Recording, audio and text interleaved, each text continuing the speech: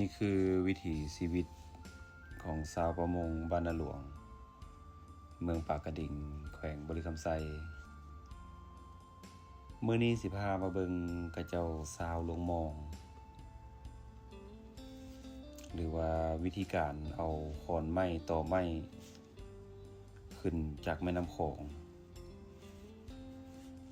ในบริเวณที่หาป่าของชาวบ้านเป็นประจำทุกปีระหว่างเดือนเมษาถึงเดือนพฤษภาพอเป็นช่วงที่น้ำลดน้ำแห้งเหมาะแก่การชาวลงมองถ้าเกิดว่าเดือน6เดือน7ไปแล้วก็ชาวบ่ได้เพราะช่วงนั้นก็เป็นช่วงที่ป่าถูกมองน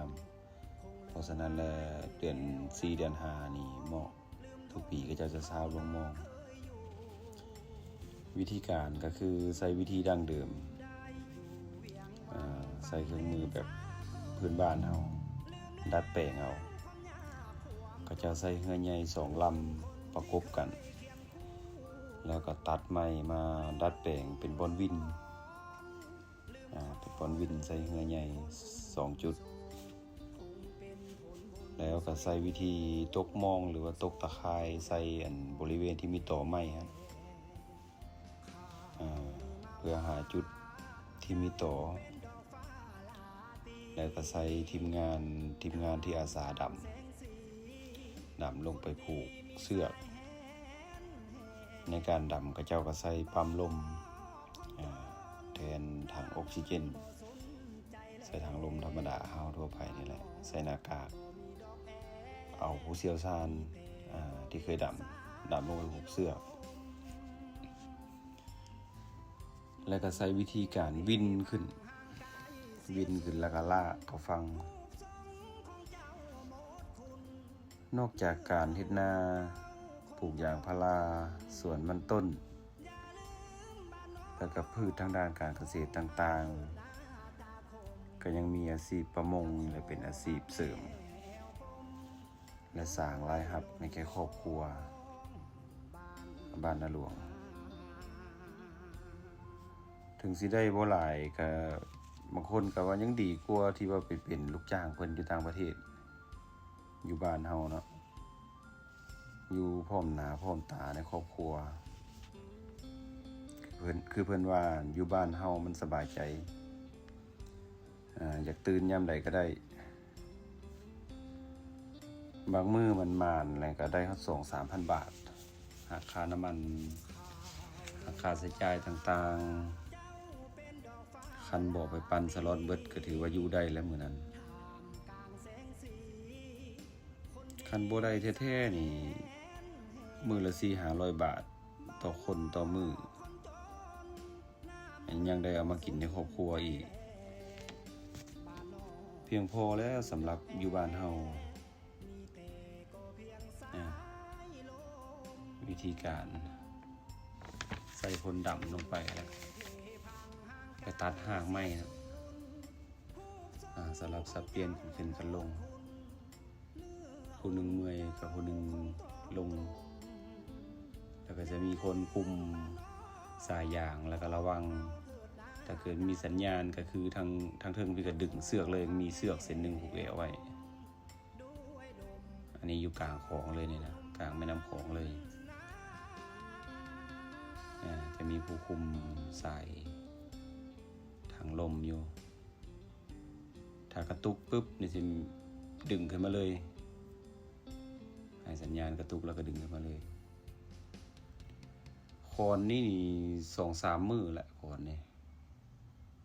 ถือว่าขอนใหญ่ปกติก็สิบ่ยากกว่านี้ก็จะว่าเป็นไม้สามสาใหญ่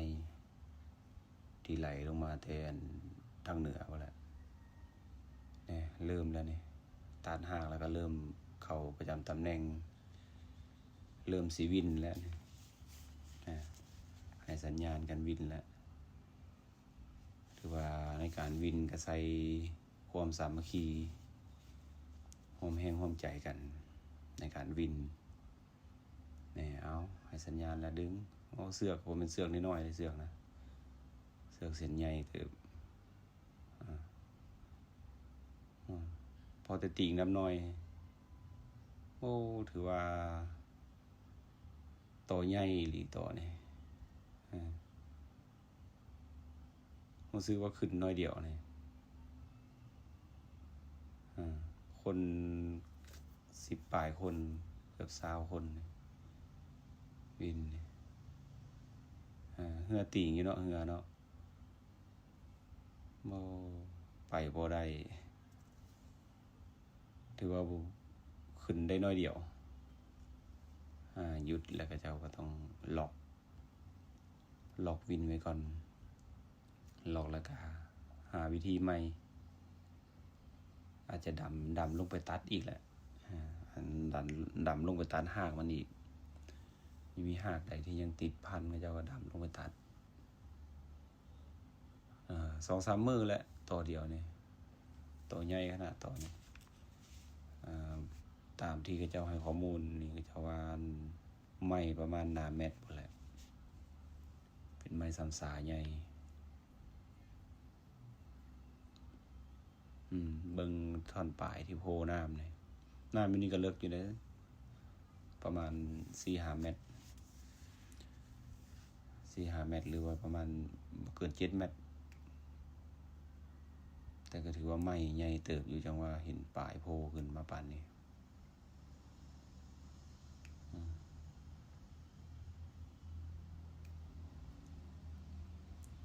ตอนนี้เป็นขั้นตอนใส่เหือดันเขาฟังนะหลังจากวินขึ้นหน่อยนึงแล้วใช้วิธีการดันเขาฟังดัดลองเบิ่งนะ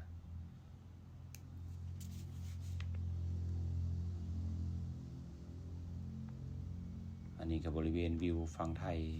จุดชมวิวบ้านหัวหาดกันเจือนประเทศไทยนี่คือวิถีชีวิตชาวประมงบ้านนาหลวง